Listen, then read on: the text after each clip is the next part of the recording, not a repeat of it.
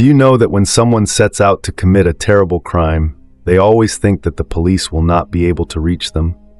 They want to commit the perfect crime.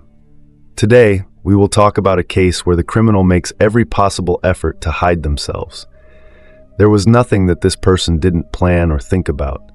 They left no evidence behind.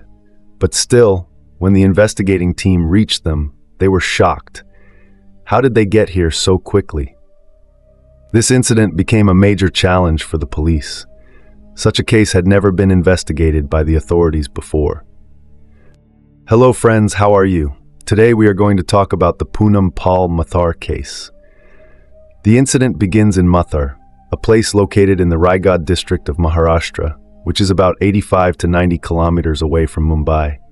This is a hill station and one of the most popular tourist destinations in Maharashtra. Every day, thousands of people visit here. In this area, no automobiles like cars or bikes run. There are rickshaws for transport and toy trains for sightseeing. The locals earn their livelihood through rickshaws, and tourists usually stay in hotels, lodges, or cottages. In Mathar, there is an area called Indira Gandhi Nagar. Here, there is a lodge named Science House Lodge, sometimes referred to as Surya Cottage in some news articles. This lodge was run by a person named Ketan Ramane. This hotel was situated on the outskirts, so it didn't attract as many tourists as the main tourist spots did. Anyway, the date was December 12, 2021, a Sunday. According to some media reports, to attract people, the hotel served free breakfast, including tea. The breakfast was prepared around 9 a.m. for all the guests staying there. Slowly, the guests began to come and have their meals, but there was one room where the guests didn't come out. The staff had already knocked on everyone's doors to inform them that breakfast was ready. After a long time, no one came out of that room. Ketan Ramane and his staff found it strange. The breakfast was free, so why hadn't those guests come down? Most of the tourists had already left for sightseeing after breakfast. By now it was afternoon, and the cleaning staff began cleaning all the rooms. One of the staff members knocked on this particular door again, asking for a moment to clean the room. However, there was no response from inside. The staff tried calling out, but no one answered. Ketan Ramane also tried calling out to the guests in that room. He wondered if they had checked out and left, but the door was still locked, and the keys hadn't been returned. Finally, after much deliberation, it was decided that they would open the door with the master key and go inside to see what was going on. Ketan Ramane unlocked the door with the master key and went inside with some staff members. They found that the room was empty, and everything was neatly arranged as if no one had stayed there. There was no personal belongings or luggage.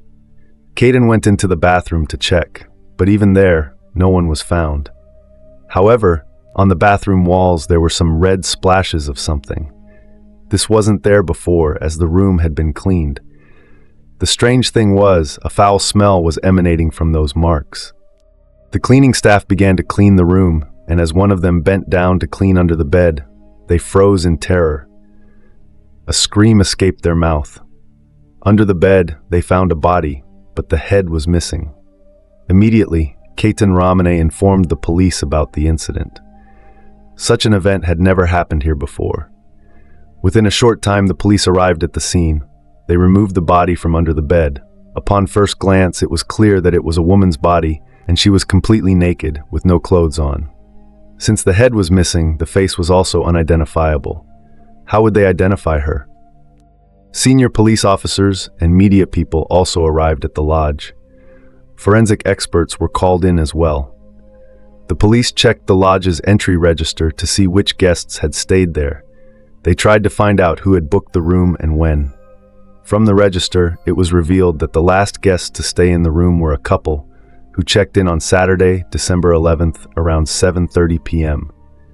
Their names were Amjad Khan and Rubina Begum. A couple had booked a room for the night and the whole day on Sunday.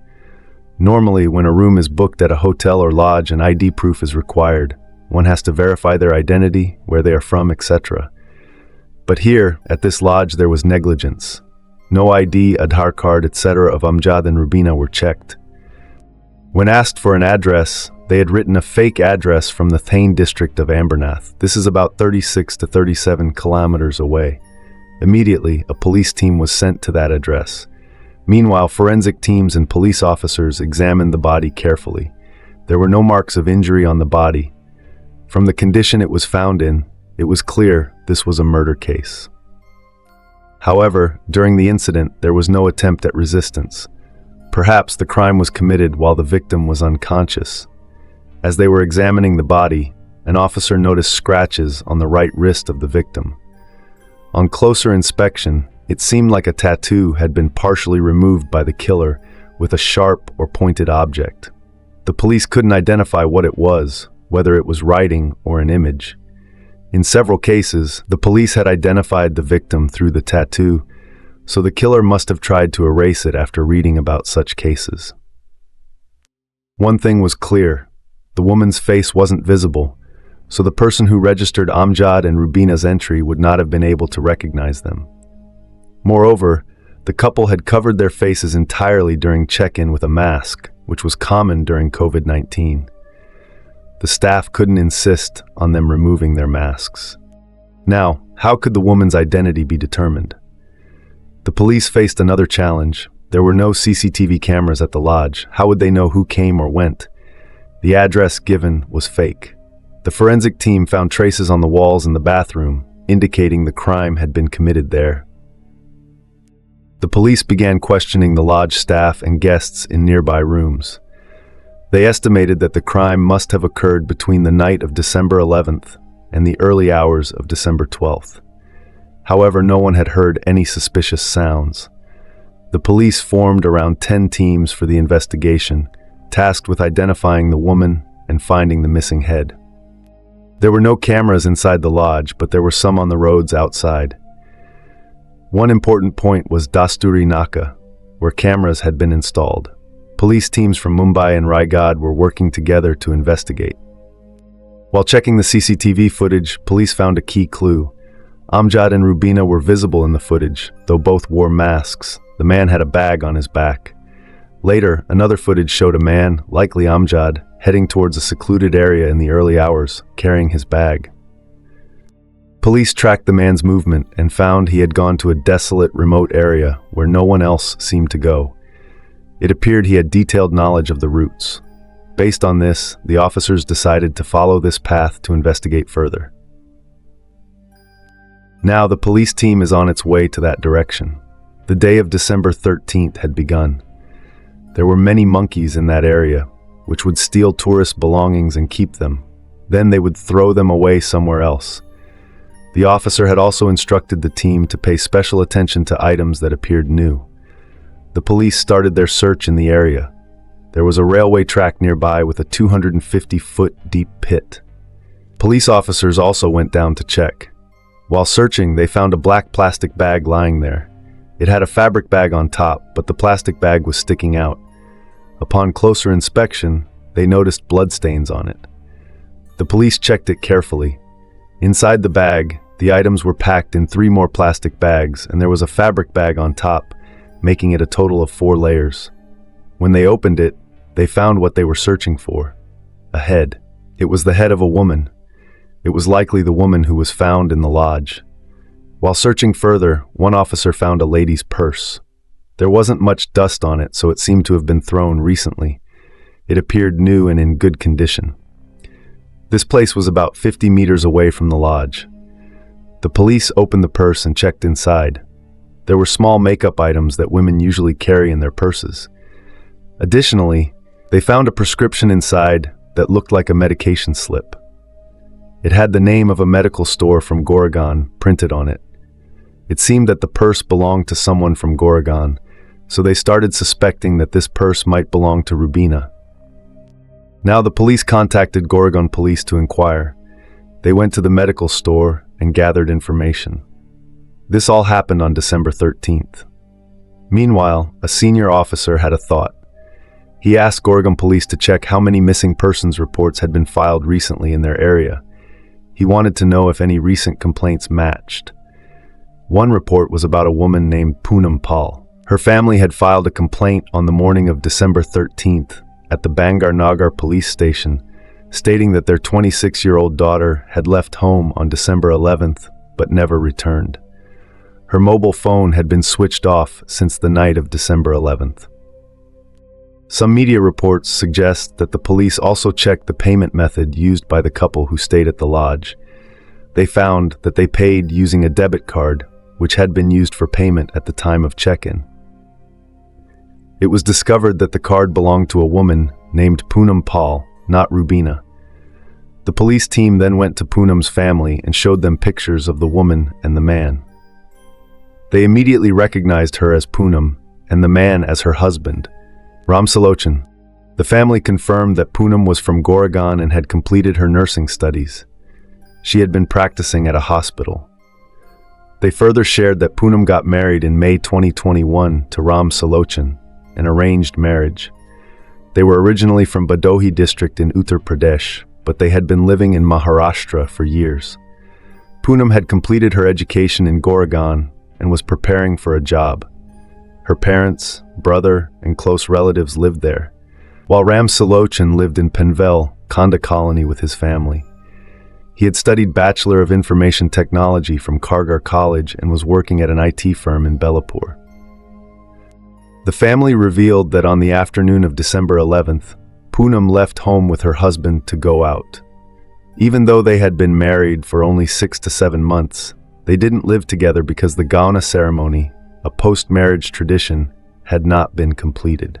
This tradition could last from 6 months to 3 years, depending on family decisions. Poonam had not yet gone to her in-laws' home because the Gauna had not been performed. However, they did meet on weekends and talked over the phone. On the afternoon of December 11th, Poonam had left with her husband, but she did not return home, and her phone was switched off. The next morning, Poonam's brother, Rajesh Pal, called his brother-in-law, but his phone was switched off. After multiple tries, the phone was turned on, and when they spoke, the brother-in-law claimed that Poonam hadn't met him. This surprised Rajesh. The CCTV footage from the lodge showed the woman as Poonam and the man as Ramsalochan.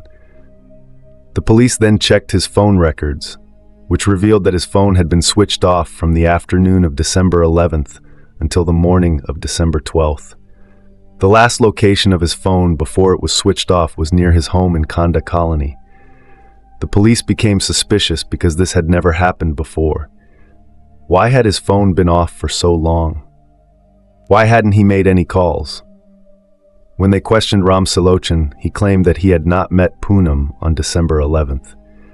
His family confirmed he had left for office work that day. After further questioning, the police began to believe that Ramsalochan was telling the truth. However, an officer noticed a mark near his ear on the side of his face, similar to marks seen on the man in the CCTV footage. This raised their suspicion further. They arrested him and brought him in for intense questioning.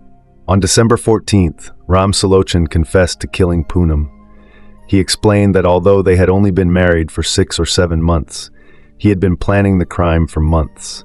He had meticulously researched how to commit the perfect crime by watching crime shows, reading articles, and understanding how police investigations work. Over 3 months, he had taken his wife to 2 different lodges for trips. He decided to commit the crime at one of these lodges, which did not require proper documentation for booking and did not have cameras. He chose this particular lodge to avoid getting caught by the police. On December 11th, he and Poonam met in Nerul and went to the lodge in Matheran. Ramsalochan booked the room under a fake name, paid with his wife's card, and checked in. He told his wife not to call him during this time, as he would be busy. That night, he killed Poonam while she was asleep. Afterward, he cleaned up the room and packed all the evidence, including her mobile phone. He disposed of her belongings in different places along the railway track. He then went to Pune, discarded Poonam's phone on the way, and returned home, where he switched his phone on. Despite their marriage being an arranged one, it had been performed with everyone's consent. However, Ramsalochan started doubting Poonam's character. He believed that she had been too friendly with other men. He began suspecting that she might have had past relationships. This suspicion grew over time, leading to the tragic event. Ram Salochan chose to commit murder instead of seeking divorce, which was his legal option. Poonam's brother, Rajesh Pal, alleged that Ram Salochan and his family had been harassing Poonam for dowry. He claimed that they had spent over 5 lakh rupees on the wedding, and the family had continued to demand more. Rajesh also accused them of conducting a reconnaissance of the area before the crime. Many media reports suggest that Ram Salochan's motive was his growing suspicion of Poonam. Despite his attempts to execute the perfect crime, the police solved the case in just 24 hours and arrested the culprit. Now, let's end the video here. Please share your thoughts in the comments. Don't forget to like and share this video. Also subscribe to our channel and turn on the bell icon. We'll meet in the next video. Thank you.